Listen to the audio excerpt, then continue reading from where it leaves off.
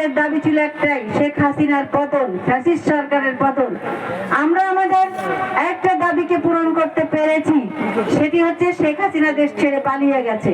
সাবেক প্রধানমন্ত্রী বেগম খালেদা জিয়ার সুস্থতা ও ইলিয়াস আলীকে ফিরে পাওয়ার জন্য সিলেটের বিশ্বনাথের লামাকাজি আল নূর কমিউনিটি সেন্টার সংলগ্ন মাঠে দোয়া ও ইফতার মাহফিলের আয়োজন করা হয়। উক্ত মাহফিলে প্রধান অতিথি হিসেবে বক্তব্য রাখেন বিএনপি চেয়ারপারসনের উপদেষ্টা ইলিয়াস আলীর সহধর্মিণী জনাবা তাহসিনা রশদির লুনা ও বিএনপির অঙ্গ সংগঠনের নেতৃবৃন্দ। বিস্তারিত সিলেট ভিশন 24, সাথে আছি রিয়াজুল হক রিয়াজ। আরো বেশি শক্তিশালী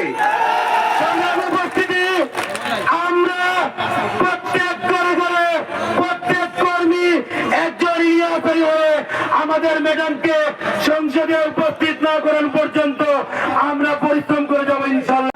যে ইলিয়াস আলী সাহেব আসবেন এই লামাকাজিতে, হাজার হাজার ইলিয়াস আলী সাহেব এলাকা পরিণত হয়ে যেত। যতটুকু জানি এবং যতটুকু শুনেছি আপনাদের লামাকাজি ইউনিয়নে কিছু মহান অভিমানের ব্যাপার আছে এবং এইটা আমরা যাতে ভবিষ্যতে আর তাদের দূরে না এগিয়ে যায়। বাংলাদেশে যে একটি বিধ্বস্ত পরিবেশ রেখে গেছে হাসিনা, মানুষের নৈতিকতা বিপর্যস্ত হয়েছে, মানুষের অর্থনৈতিক বিপর্যস্ত হয়েছে, প্রশাসনিকভাবে এমন পরিমাণ দলীয়করণ হয়েছে, পুলিশ প্রশাসন, সিভিল প্রশাসন সর্বক্ষেত্রেই এত দলীয়করণ, যেখানে এই সমস্ত বিষয়গুলোর সংস্কার করা জরুরি। একটি সুষ্ঠু এবং অবাধ নিরপেক্ষ নির্বাচনের আয়োজন করা তাদের দায়িত্ব। আর সে দায়িত্ব পালন করতে গেলে যে কয়টি বিষয় জরুরি, একটি হচ্ছে আইনগত সংস্কার, সংবিধান সংস্কার এবং স্থানীয় সরকার যেটা আছে সেটা সংস্কার এবং নির্বাচন কমিশন সংস্কার। এই সংস্কারগুলো করে একটি সুষ্ঠু নির্বাচনের ব্যবস্থা তারা করবেন। কিন্তু দুঃখের বিষয়, আমরা লক্ষ্য করছি যে 6 মাস অতিবাহিত হয়ে গেছে, এখন পর্যন্ত তেমন কোনো উল্লেখযোগ্য সংস্কার আমাদের চোখে পড়ে নাই।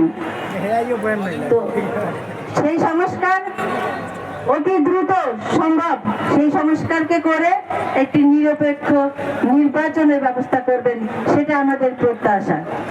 বর্তমান সরকার মাননীয় প্রধান উপদেষ্টা ঘোষণা করেছেন যে আগামী ডিসেম্বরে নির্বাচন হতে পারে এবং নির্বাচন কমিশন বলেছেন অক্টোবরের দিকে তারা তফসিল ঘোষণা করতে পারে। তো মোটামুটি আমরা একটা সম্ভাব্য তারিখ জেনেছি নির্বাচনের। সেই নির্বাচনের জন্য আপনারা এই এলাকার মানুষ একতাবদ্ধ হয়ে সেই নির্বাচনের জন্য আপনারা কাজ করবেন, সেটা আমি প্রত্যাশা করি। কারণ আপনারা দেখেছেন যে কোনো বিজয়ী অর্জন করা সম্ভব নয় যদি আমরা ঐক্য না থাকে আমাদের মধ্যে। আমরা যদি একতাবদ্ধ না থাকতে পারি তাহলে সেখানে বিজয় অর্জন করা সম্ভব নয়। সুতরাং ব্যক্তিগত রেশারেশি, ব্যবসায়িক দ্বন্দ্ব অথবা মানুষের ব্যক্তিগত স্বার্থের কারণে আমরা যাতে আমাদের মূল লক্ষ্য যে নির্বাচন সেটা থেকে আমরা যেন সরে না যাই। আমরা দীর্ঘদিন যে সংগ্রাম করেছিলাম সেখানে আমাদের প্রথম দাবি ছিল একটি নিরপেক্ষ তত্ত্বাবধায়ক সরকারের অধীনে নির্বাচন করা। আর যখন সেই নির্বাচন আমরা পাচ্ছিলাম না এবং দীর্ঘায়িত হচ্ছিল, তখন আমাদের দাবি ছিল একটাই, শেখ হাসিনার পতন, ফ্যাসিস্ট সরকারের পতন।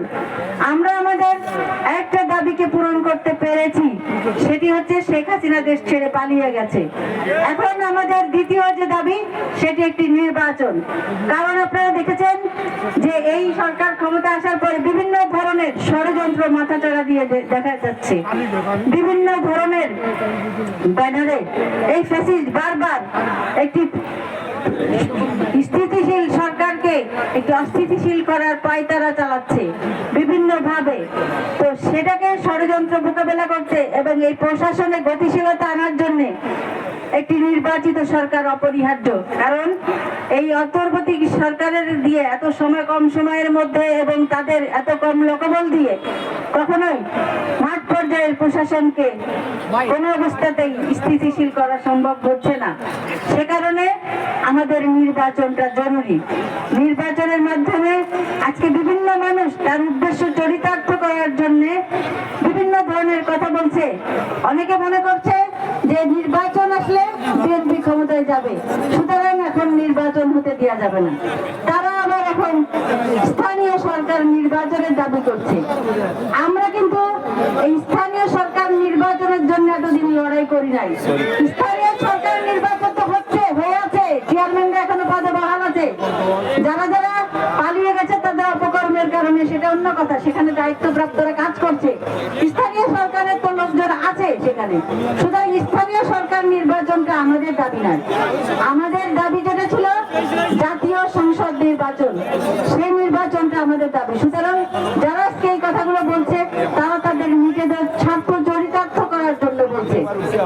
আরেকটি বিষয়, আপনারা মনে করবেন যে হয়তো মনে করছেন যে আওয়ামী লীগ মাঠে নাই, সুতরাং আমাদের নির্বাচনে এমনি এমনি আমরা পাশ করে যাব, সেটা কিন্তু সঠিক নয়। আমাদের প্রতিপক্ষ যারা থাকবে, প্রতিপক্ষকে কখনো ছোট ভাবা ঠিক নয়। আমাদের প্রতিপক্ষকে শক্তিশালী ভেবেই আমাদেরকে এগিয়ে যেতে হবে, কাজ করতে হবে। আমাদের যারা প্রকাশ্য শত্রু তাদেরকে আমরা চিনি, যারা আমাদের প্রকাশ্য প্রতিদ্বন্দ্বী তাদেরকে আমরা চিনি, কিন্তু যারা অপ্রকাশিত তাদেরকে কিন্তু আমরা চিনি না। সুতরাং তাদের বিরুদ্ধে লড়াই করাটা আমাদের জন্য অনেক কষ্টের হবে। সেই বিষয়টা মাথায় রেখে আমি বলবো যে আপনারা সবাই ঐক্যবদ্ধ থাকবেন, সবকিছু ভুলে গিয়ে একটি বিষয় ঐক্যবদ্ধ থাকবেন। কারণ